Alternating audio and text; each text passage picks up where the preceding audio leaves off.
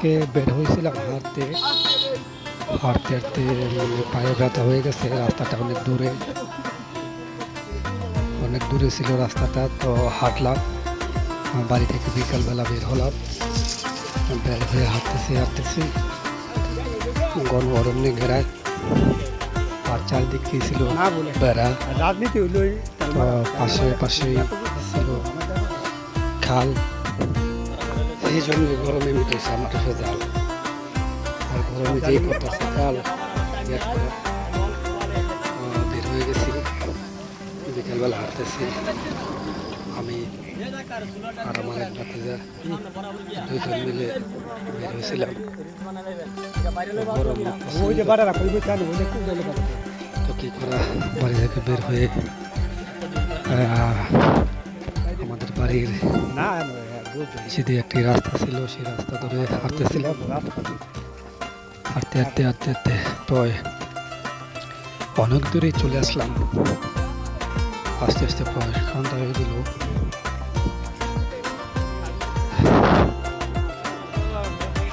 সন্ধ্যা হয়ে যাওয়ার পরে যাই হোক, যে একটা জায়গা গেছিলাম, সেই জায়গাটা অনেকটা সুন্দর, ভিউটা অনেকটাই লাগলো ভালো।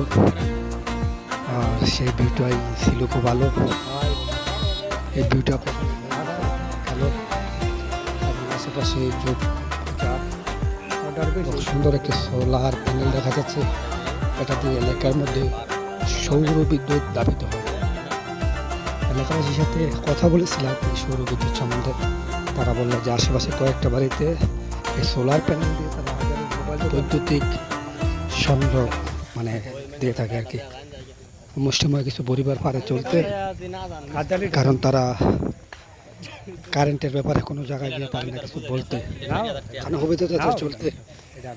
এই জন্য তারা এটা দিয়ে চলাচল করে এবং এটাই তাদের শেষ আস্থা। এটা দিয়ে চলে এবং সামনের দিকে হাঁটতেছি। আর রাস্তাটা অনেকটাই পাকা রাস্তা দিয়ে হাঁটতে হাঁটতে আমাদের শরীরটা অনেকটাই ক্লান্ত হয়ে গেল। তো পাশেই ছিল একটি চায়ের দোকান। চায়ের দোকানে কিছুক্ষণ বসলাম, বসে আমরা চা খেলাম। চা খাওয়ার পরে চা খাওয়া শেষ করে আবার হাঁটতে শুরু করলাম। হাঁটতে হাঁটতে এক পর্যায়ে আমাদের গন্তব্যের দিকে রওনা দিলাম। গন্তব্যটা ছিল অনেক দূরে, কি করা, বাড়ি তো যেতে হবে।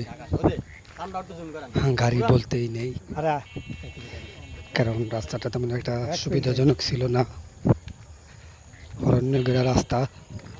এর জন্য তেমন একটা সুবিধা করতে পারিনি, গাড়িও পাইনি। চেষ্টা করেছিলাম, তারপর কি করা, এটি রওনা দিলাম। হাঁটতে হাঁটতে চলতে লাগলাম। অরণ্য ঘেরা চুপচাপ, আর কোনো জায়গায় নাই সার। হাঁটতে হাঁটতে হাঁটতে হাঁটতে ক্লান্ত, এখনো হাঁটতেছি, জানি না কখন পৌঁছাতে পারবো। হাঁটতে হাঁটতে প্রায় সন্ধ্যা, বিকেল গড়িয়ে প্রায় সন্ধ্যা হয়ে আসলো। সন্ধ্যা থেকে রাত, একটু পরেই হয়তো আবার আজান পড়ে যাবে। আমরা হাঁটতেছি, গাড়ি পাচ্ছি না, খুব ক্লান্ত। মাঝে মাঝে একটু বিরতি নিয়েছিলাম, আবার পানি খেয়েছিলাম। আর সেই জায়গায় চকের দৃশ্যটা খুবই সুন্দর ছিল, এবং সেই চকের দৃশ্যটাকে আমরা অবলোকন করলাম। পাশাপাশি সাথেই ছিল একটা নদী, আঁকাবাঁকা হয়ে এটা বয়ে গেছে। এই নদীটা এতটাই আঁকাবাঁকা হয়ে বয়ে গেছে যে সরু, ধরতে গেলে সরুভাবে নদীটা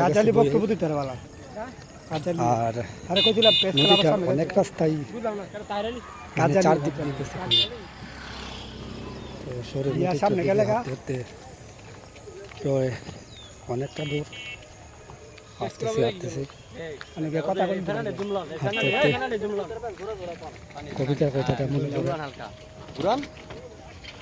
কবিতাটা ছিল সেই